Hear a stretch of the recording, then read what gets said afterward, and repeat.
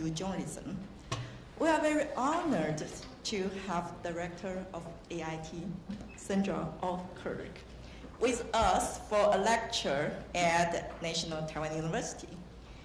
And our event will be hosted by NTU's Vice President, Stone. As you can see, we have a full house today, highlighting the significance of the event. This event is organized by NTU's Graduate Institute of Journalism and the Center of Bilingual Education, in collaboration with the Harvard Student Exchange Association. We have many distinguished guests in the audience. So before we start the speech, let's have a group photo together. So that's the most important thing before the speech. So the photography, please prepare. So everyone prepare your big smile and look at the camera. Thank you.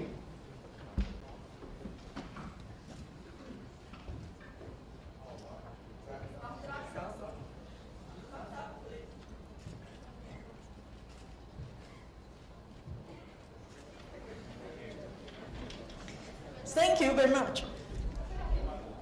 Okay.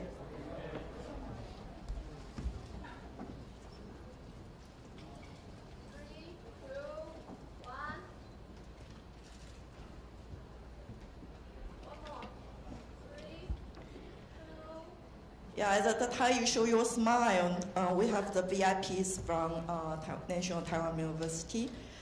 We have the 教务长王洪仁、国际事务长袁孝维 and we have the special guests from MODA 数发部部长唐凤、次长阙和明、公共电视董事长胡元辉台湾微软的全球助理法务长施立成，同时也是台湾美国商会的会长。金庆博华硕公司集团资安长、台湾资安主管联盟会长，还有简宏伟我们前行政院资安处首任的处长。非常多的 VIP 我们来不及一一因为今天时间非常的紧凑We have a very tense schedule today. So now let's have a big welcome to our Executive Vice President 丁诗彤. Yeah, welcome to be on the stage to introduce our speaker today. Thank you.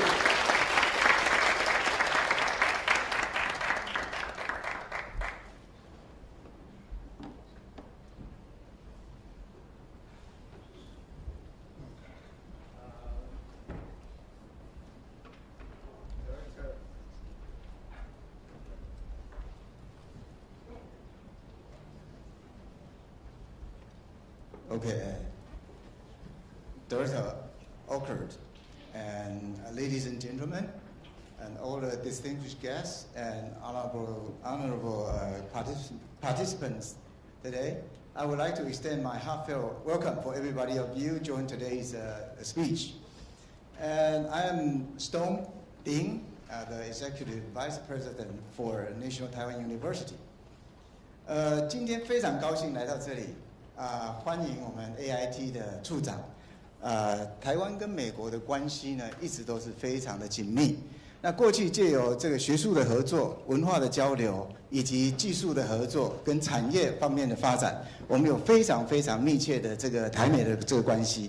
那值得注意的是，今年在美国，它公布它的晶片法案，为了考量说提供全世界非常安定的这个半导体晶片。那也为了让产业的发展更加的健全，那所以他们公布了这个法案。那其实，在公布这个法案的时候，我们就了解说，美国大概对台湾也蛮尊敬的了哈。那他觉得说，我们台湾是在半导体的这个产业里面是具有非常关键的实力的这个国家，所以他就提出了很多希望能够跟台湾合作的这个面向。那其实我们校长陈文章校长在5月份的时候就去一趟美国，在8月份的时候又再去一次美国。那其实8月份去的时候，我们跟那个 University of Illinois System 签订一个 MOU， 希望能够合作的面向包含半导体，包含quantum technology， 包含其他的生医方面的研究。那所以其实有很多人才培育也好，或者是学术的交流也好，那甚至这个研究的合作也好，都放在MOU 里面。那上礼拜我们的代表团代表台湾12所顶尖大学的代表团又到 Texas 去。这一次我们跟 Texas A&M 签立 MOU， 跟 University of Texas 也签立 MOU， 希望能够就不管是半导体的研究啦、人才的培育啦，或是针对这个华语文啊，或是针对生医啊，甚至 Texas A&M 的 University President 要求我们要跟我们的农业科技来做合作，所以也签订了这样的 MOU。所以其实两国的这部分的这个合作其实非常之多。那各位都知道说，在2020年，美国跟台湾签署了一个台美的这个教育 initiative。那个 initiative 是说，在全世界我们看起来，那台湾的中文教育是最优的地方。所以我们台湾的这个教育部跟这个美国讨论的结果，就我们开始成立所谓的优华语的计划，就是这华语 best 啊。那在这个计划底下，其实台大也做了不少事。台大在跟美国的6个大学合作，建立了这个华语文的，包含说我们把师资introduce 到他们那边去，那也把他们的学生请到台湾来学习这个华语文。然后呢，我们甚至呢在 University of Indiana 设立一个中心，就是希望能够介绍更多的老师到美国大学去帮忙做华语文的这个教育。那实际上呢 ，AIT 非常对台湾非常的帮忙，他们介绍了这个Fulbright EMI 的 program 来协助台湾，因为台湾政府在这个3年前就开始揭示了说，我们希望在台湾的这个双语教育能够做得更好，能够做得更快，所以 Fulbright EMI 的 team 就进到台湾来。现在有6个大学里面有好多的专家在协助我们，不管是老师的这个专长的 development， 或者是这个学生助教的这个培养等等，那对台湾的帮助其实蛮大的哈。那这些事情都要告诉大家，是说台湾跟美国跟台湾的关系非常密切。我们有很多可能的合作，不仅是在语文啊，不仅在科技合作、教育不仅在产业的合作，有诸多的面向，我们可以有这样共同的这个开发的这个结果。那我们其实今天呢，我们其实非常荣幸的邀请到Sandra 来到我们的中间哈。各位知道说Director Oker 他其实开始的第一个外派任务就是到台湾来，现在呢在他 career 的中段，又到台湾来当我们的这个 AIT 的这个处长，实在是莫大的缘分。他同时也是 AIT 的第一位女性的处长，所以他带来了除了30年的这个外交的经验之外，他也带来了非常女性的温柔啊、敏感啊，对我们台湾的这个人们的需求啊，有很多的考虑啊，所以其实这一点是我们非常 appreciative。那他除了来台湾之外呢，他也去过土耳其当过外交人员，去过纽西兰，去过澳洲去过这个很多的国家，30年的这个外交经验，来到台湾服务我们，让我们觉得莫大的荣幸啊。所以 ，Please join me to welcome Sandra。Thanks for Vice President Ding's opening remarks. Now, please join me in welcoming Director Sandra Oker, who will be delivering a captivating lecture.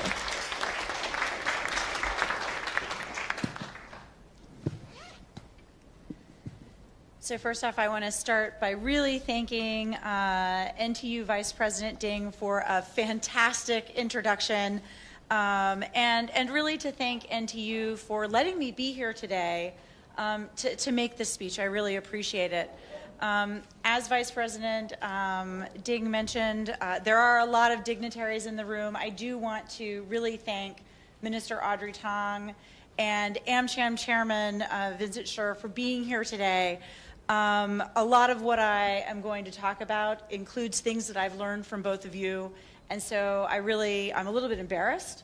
I'm kind of quoting you and referring to you, so hopefully I won't get anything wrong. But to officially start, Vice President Ding, members of the faculty, students, good afternoon. Wu An, Da Jia Hao. It is a real honor to be here today, and I want to thank NTU for its long-standing partnership with AIT, which has helped to further the U.S.-Taiwan relationship through people-to-people educational and cultural exchange. I've made several visits to NTU since beginning my tenure as AIT director, and I have always been impressed by the hospitality of the community and the wonderful learning environment that you have built here. I first lived in Taiwan in the early 90s, just a few years after the end of martial law, and I am thoroughly impressed by Taiwan's democratic transition. It is clear there is a broad, nonpartisan commitment in Taiwan society that unites political parties, the private sector, civil society, and academia in defense of a free, open, and democratic society. Taiwan is indeed, as we so often say, a model of democracy. And university students and faculty played a crucial role in driving these changes over the last several decades. So it is really fitting for me to be speaking here today on what we could think of as the next generation challenges to democratic systems. Today I want to focus my remarks on cyber attacks and online information manipulation, a shared set of challenges that the United States and Taiwan can address together. But before I delve into that topic, I'd like to first outline how my work and that of our team here at AIT fits into this broader discussion. As you have all probably heard before, the United States enjoys a robust, unofficial relationship with Taiwan. At AIT, we work with our counterparts here in Taiwan to advance a shared vision of a free and open Indo-Pacific that is connected, prosperous, secure, and resilient. And AIT is working every day to expand our cooperation with Taiwan on our many shared interests and values. We will continue to support Taiwan's meaningful participation in the international community, and we will work to deepen our economic ties, all consistent with our One China policy.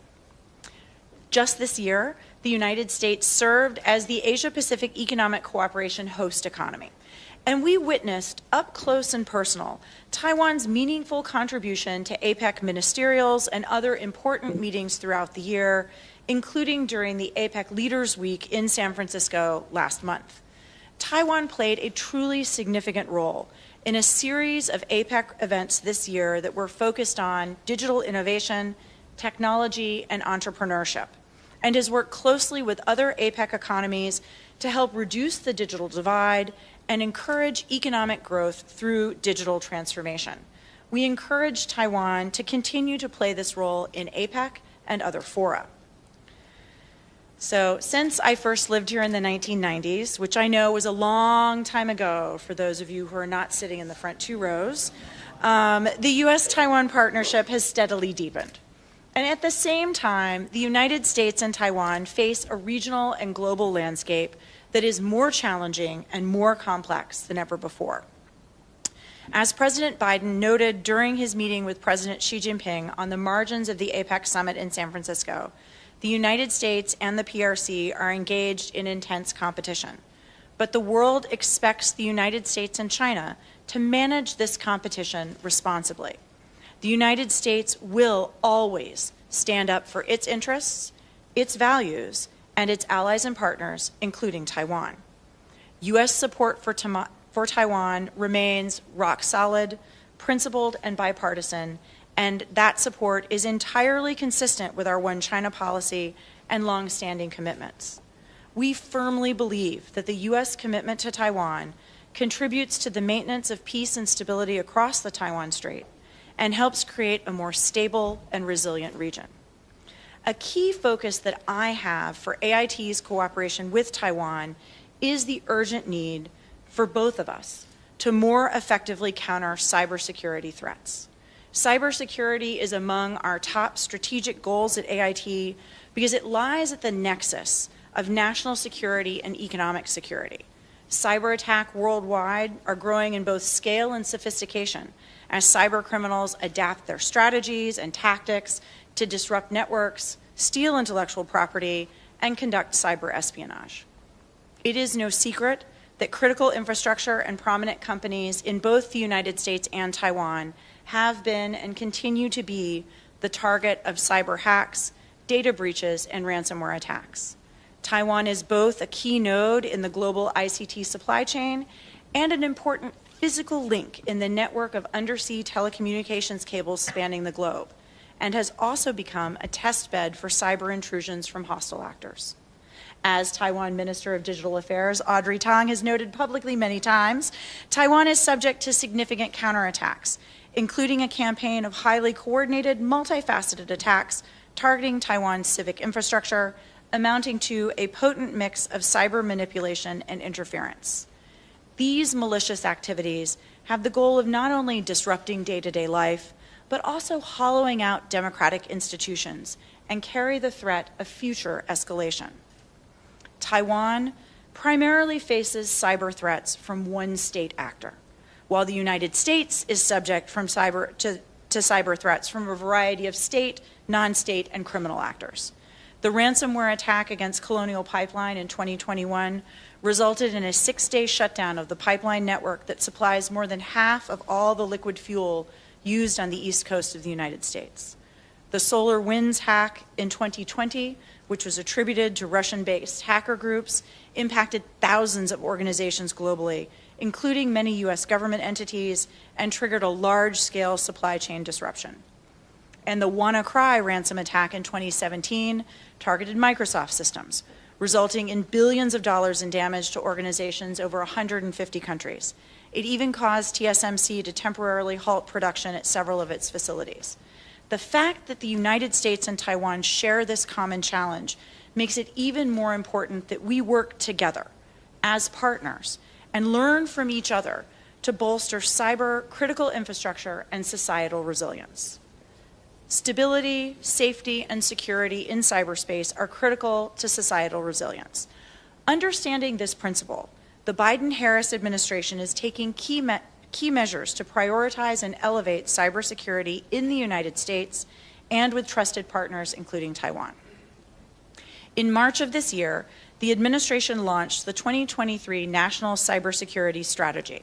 As the strategy states, and I will quote, "In this decisive decade, the United States will reimagine cyberspace as a tool to achieve our goals in a way that reflects our values: economic security and prosperity, respect for human rights and fundamental freedoms, trust in our democracy and democratic institutions, and an equitable and diverse society." End quote. The United States will work with our allies and partners, including Taiwan, to counter threats to our digital ecosystem and to build secure, reliable, and trustworthy global supply chains for information and communications technology. As the United States and Taiwan both work to safeguard public and private data and networks from cyber threats, I am proud of the work we have already done together. We are working together to prevent and investigate cybercrime, to provide capacity building training for Taiwan cyber professionals and policymakers, and to build bridges between U.S. and Taiwan industry. In November, we jointly hosted a global cooperation and training framework workshop on human rights in the digital age, including discussions of how to promote cybersecurity and counter malicious cyber activity. Cyberspace is truly a multi-stakeholder arena, and that's why the U.S. Department of Commerce is also prioritizing cybersecurity through public sector engagement. Colleagues at the National Institute of Standards and Technology, or NIST, who recently visited Taiwan, are in the process of updating NIST's widely adopted cybersecurity framework to version 2.0. This framework provides guidance to industry, government agencies, and other organizations to manage cybersecurity risks. It is a voluntary framework, but it's not just for large-scale critical infrastructure providers. Organizations of all sizes and types throughout the world can use the framework to better understand, assess, prioritize, and communicate their cybersecurity efforts. Just as in the United States, I believe that here in Taiwan, robust industry engagement is essential to ensuring that cyber policies reflect the full expertise of all the key players in cyberspace. Private industry possesses many of the most advanced capabilities and tools to address and mitigate cyber risks, as well as first-hand experience in protecting public and private networks, including critical infrastructure. Taiwan can leverage all of these capabilities by involving private industry in the policy-making process, which will further ensure that industry players are fully committed to cyber policies once they are put into effect. In this way, Taiwan can best fulfill President Tsai's stated mandate to enhance the island's cybersecurity resilience. And I'm going to now take a drink of water because I've been talking for a long time.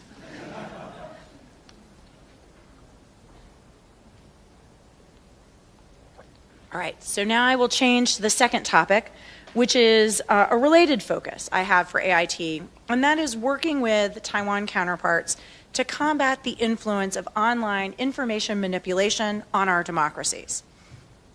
As we all know, the development of the internet, not to mention emerging technologies like artificial intelligence, has enabled incredible innovation and economic growth that benefits our societies and the world at large. But at the same time, new technologies always pose new risks, including in this case, enabling a dramatic rise in the spread and impact of online information manipulation, sometimes for criminal ends, and often to manufacture polarization and to foster societal division.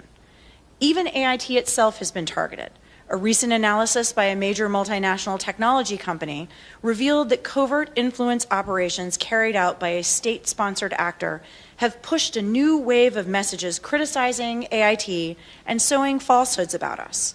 Some of the same cyber actors who target our critical infrastructure and private sector networks also manipulate information online to harm our democracies. Information manipulation is not simply a matter of public diplomacy. It is a challenge to the integrity of the inherently global information space, as well as a security issue. As open democratic societies, the United States and Taiwan are on the front lines as we grapple with the spread of disinformation, a term we use to describe information that is intentional, harmful, and false, and propaganda, particularly as foreign actors seek to use social media and emerging technologies to manipulate public discourse, to divide the public, to sow discord, influence our elections, and essentially undermine the confidence in our democratic institutions. This threat is particularly worrisome in the context of democratic elections, the treasured process by which free societies choose how and by whom they would like to be governed. The United States, Taiwan, and many others have witnessed how intentional manipulation of information can undermine people's faith in the democratic process and in democracy itself. Without public trust in free and fair elections, the ability of our democracies to thrive is at risk. And that is why the United States, along with Taiwan and many other partners around the world, participated in the Global Declaration on Information Integrity Online, which seeks to counter the erosion of accurate, trustworthy, and reliable information that people can access. Information manipulation contributes to the weakening of democratic engagement and hinders open public debate on important issues that affect all of us and that are crucial for democracies to thrive. Access to diverse and reliable sources of information, and ultimately a shared set of facts, is essential for a well-functioning society. This enables people to form opinions, hold their leaders accountable, and actively participate and feel ownership in the community and the world around them. As Minister Tang has noted, information integrity is the cornerstone of trust, whether it's identifying an individual, an organization, or a document. And building this digital trust is an urgent task for leaders and policymakers. It's vital for the survival of the digital industry, a robust civil society community, and indeed the longevity of our democratic institutions. There is no better time to have this discussion and to have reliable information than during election season. As Taiwan gets closer to its elections, I want to emphasize that the United States has deep confidence in Taiwan's electoral processes and democratic system. We believe it is for the Taiwan voters to decide their next leader, free from outside interference. And as I have said many times before, the United States is not taking sides in Taiwan's election. We do not have a preferred candidate, and we know very well that we do not have a vote. U.S. policy on Taiwan will remain the same, regardless of which party is in power. We support Taiwan's vibrant democracy and look forward to working with whichever leaders Taiwan voters elect in 2024. I firmly believe that democracy is the form of government with the greatest capacity to safeguard human rights, fundamental freedoms, and the dignity of every person, as well as to advance peace, prosperity, and security globally. Democracies are best able to serve those functions when there is an environment of free and open exchange of information and ideas. Disinformation has the potential to drown out these vital discussions, misshape beliefs, and misform policy preferences. Information manipulation can instigate violence, erode our trust in media and public institutions, and affect whether or even how people exercise their right to vote. And as a result, effectively ensuring information integrity is essential to protecting our democracy and upholding our national security. Addressing the challenge of information manipulation will require the efforts of not only officials, but all of us who have a stake in this issue. Companies, non-governmental organizations, educational institutions, the media, and perhaps most significantly, an active and informed public. It is critical for multiple stakeholders to continue to find ways to share information, best practices, and lessons learned. Civil society and the academic community are well placed to help identify and expose trends in information manipulation and to offer technical expertise on the ever-evolving methods used by hostile actors. To that end, the United States will continue to support efforts to strengthen civil society and media literacy in Taiwan, in the Indo-Pacific region, and beyond. These efforts involve a wide range of partners and stakeholders: officials, media, private sector entities, educators, civil society organizations, all of us working together to ensure everyone has the tools and skills that they need to think critically about the information they consume and to make informed decisions. Through these global efforts, we can effectively raise public consciousness and awareness about information manipulation. A public that is more media literate is able to better assess the validity of the information it encounters through various media sources and to make well-informed decisions. Given all this, we must continue to work together to identify and bring attention to attempts to manipulate information to harm our societies. We must continue to collaborate as partners to bolster resilience and to counter cyber attacks. We must support one another in these critical areas because that is what partners do. We work together to confront shared challenges and to identify solutions. We look forward to working with Taiwan in the spirit of partnership on these issues. Thank you again for the opportunity to speak with you today. Thank you. 谢谢大家.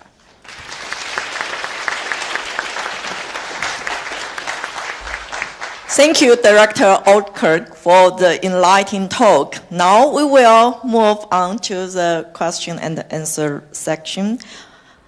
Vice President Ding, please get on the stage and raise the questions on behalf of the audience. 好，那把握机会哈，帮我们现场的媒体跟观众稍微 wrap up 一下哈。第一个非常感谢哈，我想Director Oldkirk 第一个哈，他提到哈这个美国跟台湾有非常坚实的，即使是 unofficial 的关系，好，肯定台湾的民主。第二个，好，那个 cyber resilience， 好，这个是非常非常重要的议题，然后它需要多方合作。那第三个，哈，就是怎么样合作对抗假讯息，好。那在这边，我想跟台湾的我们的数发部其实有非常好的，还有我们的民间的各个 stakeholder 有非常好的合作关系。第四个，针对选举，好，我想 Director 再次强调，哈，美国不选边站，哈，支持台湾的民主体系，好，然后也深信台湾的哈我们长期下来努力的民主的成果，哈，将可以继续维持我们自由开放的环境。好，谢谢。Now let's move on to the Q&A section, please. Okay, before this speech, we actually collect questions from the audience who registered for this today's event. And we have collected several questions to ask Sandra. So I hope that you answer truthfully. Well, I have 2 waters here, so I should be ready to go. Okay, let's prepare the truth serum first. So the first question actually is from me. Personally, I just have one question, so anyway. So over the past 3 years of your term, the U.S. and Taiwan relations have remained quite strong and continue to grow. And in your view, what would be the key point the thing we have, so to kind of ensure this kind of relations?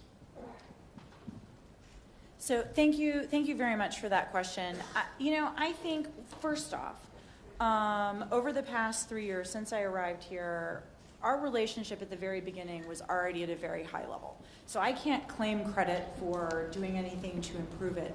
I think we have, between the United States and Taiwan, an alignment of values and interests that is very natural, it's very complementary, and it's very strong. We see that for sure on the economic front, where we really do have a complementary, sort of mutually beneficial economic relationship. I think we see that in politics. Support for Taiwan is one of the only bipartisan areas of consensus in Washington. It's a precious thing to have, and Taiwan really does have it. So I think that we're in a very natural place, and AIT works hard to nurture that. I really do firmly believe it will continue to grow. 所以他认为说，双方先找到共同的兴趣跟能力，然后可以 align 我们彼此之间的 interests. But do you think that I actually listened quite carefully. You mentioned 6 times democratic system, democracy. Do you think that democracy has anything to do with the both sides relations? Oh, absolutely. So when I say we have an alignment of values, that alignment of values is founded on the fact that we have a mutual appreciation for and support for democracy.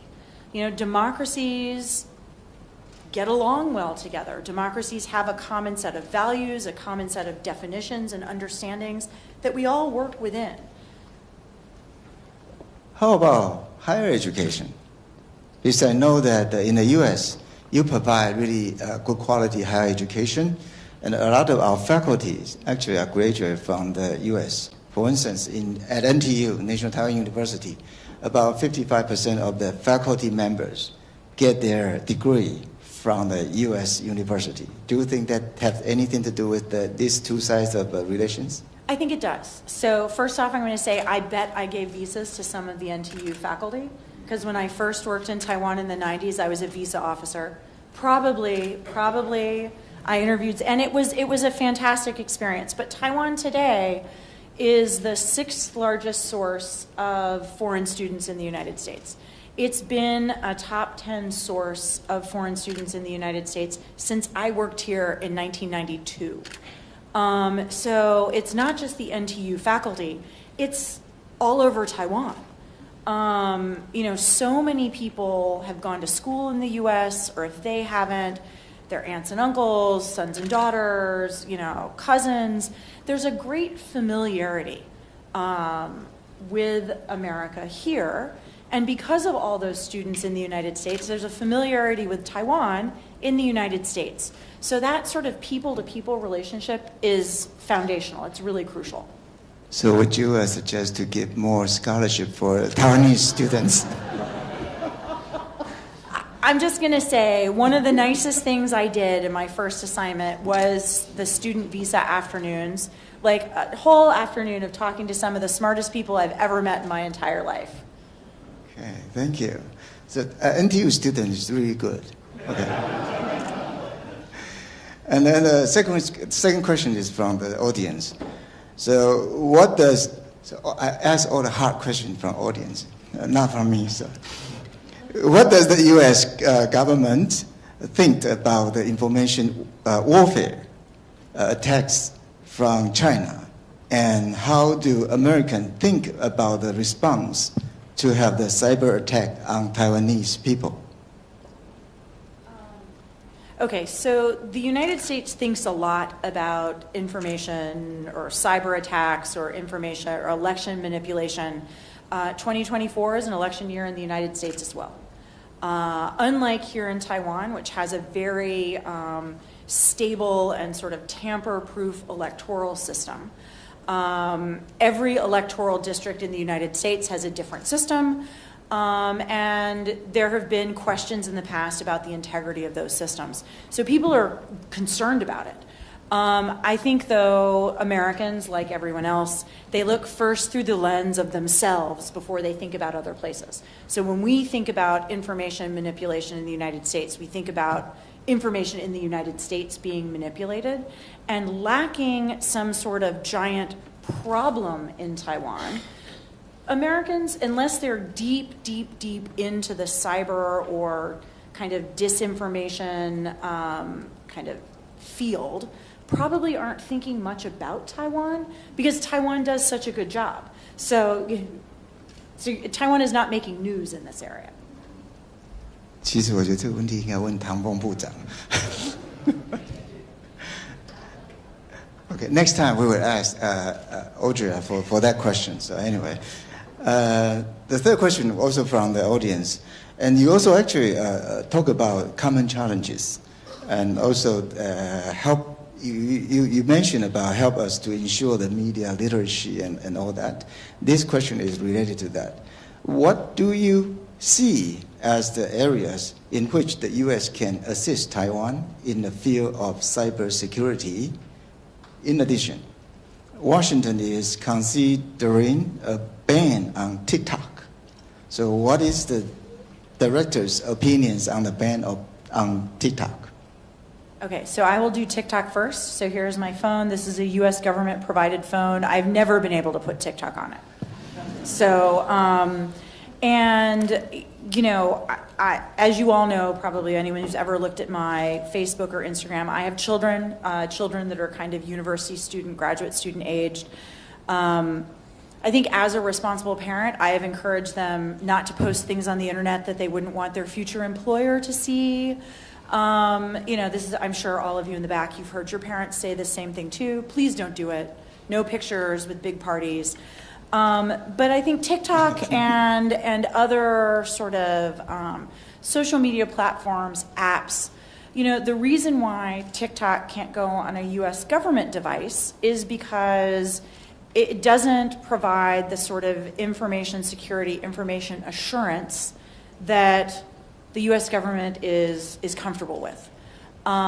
We have certainly seen, and I'm going to go very far afield, we have certainly seen that U.S. soldiers, Russian soldiers, Ukrainian soldiers in places far from home have had sort of like fitness apps on their watch, and their enemy has been able to figure out where they are because they've looked them up on Strava or some other sort of like Fitbit kind of thing. So we think, and I would say, you know, even people who are older than traditional students think of these devices as harmless entertainment, or it's a way to help you, you know, count your steps. But if the data isn't secure, if you don't know where it's going once your phone or your watch or your ring collects it, people who really who do not have your best interests at heart can harvest that data. And they can use it on the battlefield, they can use it to collect information about you and then blackmail you for it. They can steal your bank account information. So really having data integrity and really knowing where your data is going is important. This is something that we do work with Taiwan on, and I would say it's not just the United States assisting Taiwan. Taiwan also assists the United States. This is very much a peer relationship where we learn from each other. You know, we have teams that compete with each other at sort of hackathons. Sometimes Taiwan wins, sometimes the United States wins, sometimes other people do. The technology firms compete with one another, they collaborate with one another. Our law enforcement communities are engaged in deep conversations about how to collect evidence to prosecute cases about online scams and other cyber-enabled crimes. So I think there's really just a full spectrum level of cooperation. Okay, so it actually goes both ways. Not only the U.S. can help us, but we can help them too. We have Audrey here. Your job. Okay. The next question is from the audience too. What is the U.S. policy on Taiwan as we approach the People's Republic of China's political military establishment's milestone years of 2027 and 2035? Will the United States be forced to abandon Taiwan? When interests with China take precedence? I will say the answer to that is no. So the U.S. policy towards Taiwan, the U.S. sort of one China policy, has persisted now for decades. The policy is not changing. It has bipartisan support. It not only has bipartisan support, so the Republican Party and the Democratic Party both support it, but there's a consensus between the administration and Congress. And getting that level of consensus on any policy is really difficult. But this has persisted since 1979. So President Biden, when he was Senator Biden, voted for the Taiwan Relations Act. We had Senator Markey visited Taiwan not long ago. He also voted for the Taiwan Relations Act. So there are people, at the highest levels of the U.S. government who were involved in drafting the law that is the sort of governing legal document for AIT's existence and the unofficial relationship that we have here. So I think that the policy has withstood a lot. It's withstood a lot of change over many decades, and it can withstand more. Okay, thank you very much. But a moment ago, you were talking about the U.S. support to Taiwan is rock solid. Is it still stand like that? Yes. Yeah, it is. I mean, I cannot think of a single other policy in Washington that is as strongly supported by both parties, by both the administration and the Congress, and that is popular with the American people. Which is fundamentally what makes a policy durable. Okay, thank you. The next one is from the audience too. As the first female director in AIT history, what are the advantages and disadvantages of your roles? Is there any advice for future female diplomats based on your experiences? Does this mean we're moving to the easy questions now? I don't know. There are still several of them. Okay, so yes, I am the first female director in AIT history. I'm sure I will not be the last, but being the first gives me the ability to be creative, to do things that are not exactly the same as the people before me have done. No one is going to confuse me with my predecessor. They look at me and they're not like, oh, that's obviously Brent Christensen. So it gives me some creativity to do different things because, quite frankly, I look different. And coming up as a professional woman over the course of the last 30 years, I have become very comfortable with looking different than the other people at the table or in the room. So, and in fact, this is a conversation that I've had with women in the American Diplomatic Service before. In the 1990s, in the early 2000s, somebody like me was the only person who looked like me who sat at the table. I was lucky. Sometimes I didn't get to sit at the table. I sat like on the side, against the wall. And so I'm used to being kind of singular. Now, it's a good thing that there are more women in diplomacy, more women in professional life, but that feeling of being alone, I don't know if in Taiwan you have the game where you play which one of these is not like the others. Professionally, I was the one who was not like the others for like 2 decades. So I think that getting comfortable with being visible is something that's probably going to be weirdly harder for young professional women today than it was for people of my generation, because we had no choice. There was no group you could hide in. You were always, the woman. In fact, the first year that I worked at AIT's visa office, I was the only female visa officer.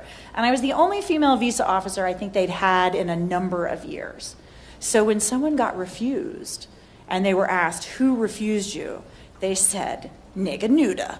Nigga nuda. Oh my goodness. So, and then the next year there were some more female officers so I could hide in the group. But yes, I'm very used to that. And I think, it's not necessarily bad because at the beginning of your career, it makes you feel very awkward to be singled out.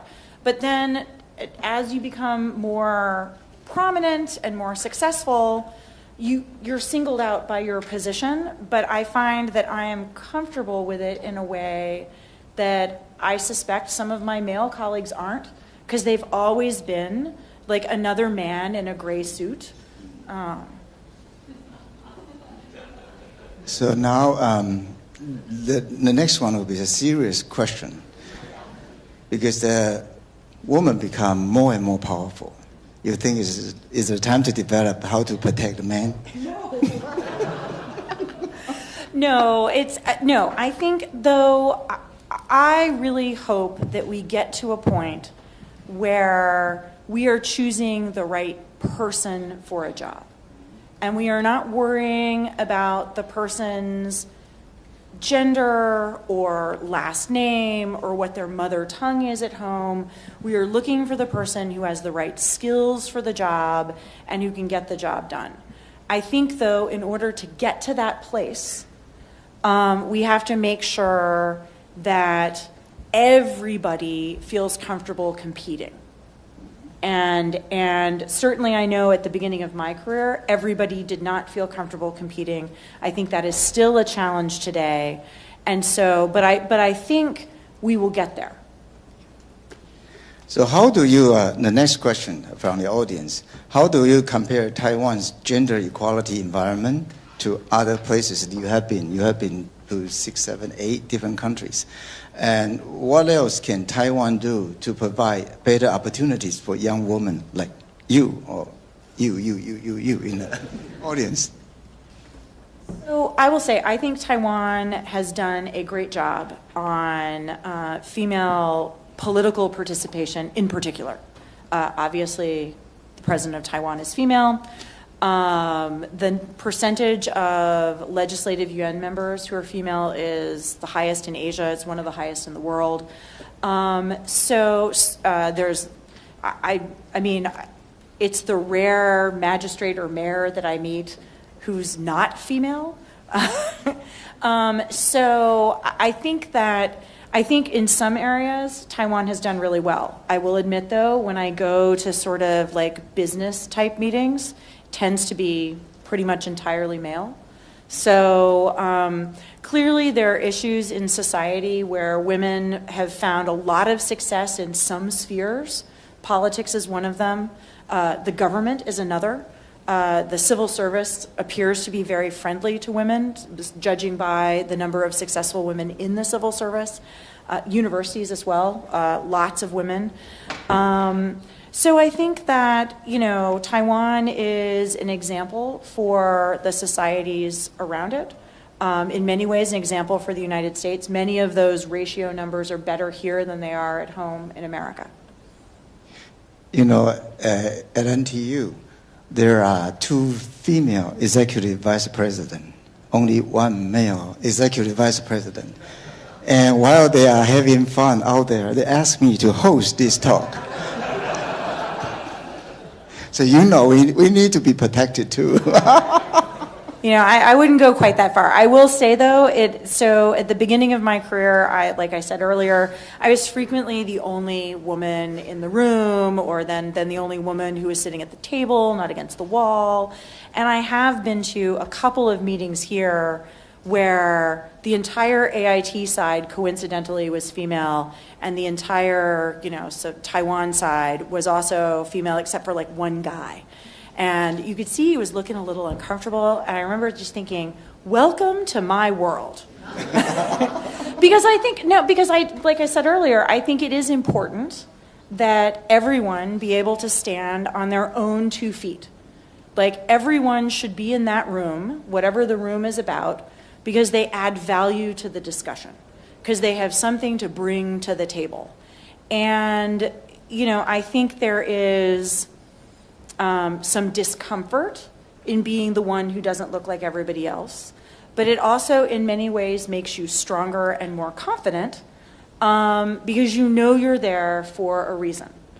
And I think that is true of, you know, regardless of who you are, you know, you should feel confident that you've been invited to join whatever event it is or meeting because you add value. Okay, the next question also from the audience. You seem to have effortlessly adapted to Taiwanese cultural practice and took part in the folk rituals like the Ghost Festival, 中元节. Are there any other local folk ritual that you have participated in during your tenure here? So during my tenure here, I have visited a variety of temples. I will admit I am not always sure what's going on. But I try and firmly believe in being respectful. But one of the most interesting things I've done, you mentioned the Pudu ceremony that we had at AIT. One of the most interesting things that I've had the privilege of being able to participate in was actually Fengnianjie in Hualien. So I went with John Dow, and at the invitation of the head of the Council for Indigenous Affairs, and it was amazing. I got to meet a lot of people. I saw a side of Taiwan that I think is not really readily apparent to either foreigners or people who live in like Taipei. And it was interesting and enjoyable and quite a lot of fun. But I'm wondering, which kind of ghost do you pay your respect to? Is a Taiwanese ghost or American ghost during the Pudu? So, you know, as the American representative, I feel a need to cover those expat ghosts. In the same subject, I also know that you have visited many different places in Taiwan. Anything besides the Fengnianjie you are interested in or you are impressed? Gosh, I mean, I think I have now visited, so I just finished, I have visited all of, I guess you would call them the major jurisdictions in Taiwan, the counties and cities. Oh, wow. That's like asking someone, which is your favorite child? That's like a trick question. I thought I was here having easy questions. No, I think, you know, the thing that impresses me the most about Taiwan is that in a place that is geographically relatively small, you have culturally distinct practices, foods, languages that are rich and varied and that appear, at least to a foreigner, to be mutually respected by the people around them. So I said I went to Hualien for the Fengnianjie with the Council of Indigenous Peoples lead. I was just in Miaoli with the head of the Hakka Council. And they have a really nice museum there that sort of talks about the protection of the Hakka language over time. And, you know, it's clearly Taiwan's democratic evolution has not been without struggle. There was, I think, quite a lot of struggle. But the place that Taiwan is right now is a place that most of the world really would, if they knew more about it, would really envy. You have a diverse society that is friendly to one another, where people are interested in each other and not necessarily co-opting. I really think it's fantastic. I am continually impressed by it. And I feel like, and this is one of the problems with a democracy, everyone always thinks we could be better. We should do this better. You know, the message that I have, particularly to the students, because coming out of a couple of years of COVID, most of you have probably not left Taiwan recently. Boy, compared to the rest of the world, you live in a great place. You really do. That's actually a point I want to ask. I want to add.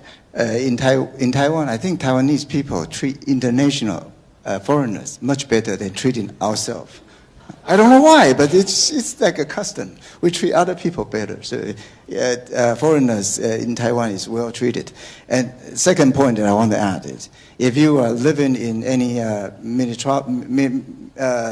的大的都市哈 metropolitan big cities, you can go out in 9, 10, 12, even 1 o'clock in the night and feel safe.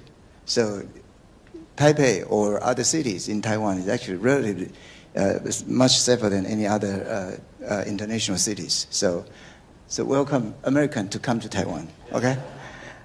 So that's about it, because a director's time is limited. So I would like to conclude today's speech and a question section. And if you'd like to answer more, you can stand outside too. So yeah. I thank you everybody to come to today's speech. And you want to add something? So I just wanted to say thank you. Thank you for everyone for coming, for being interested.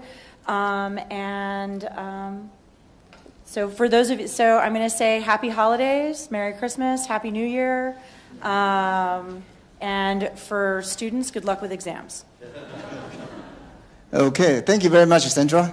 Thank you.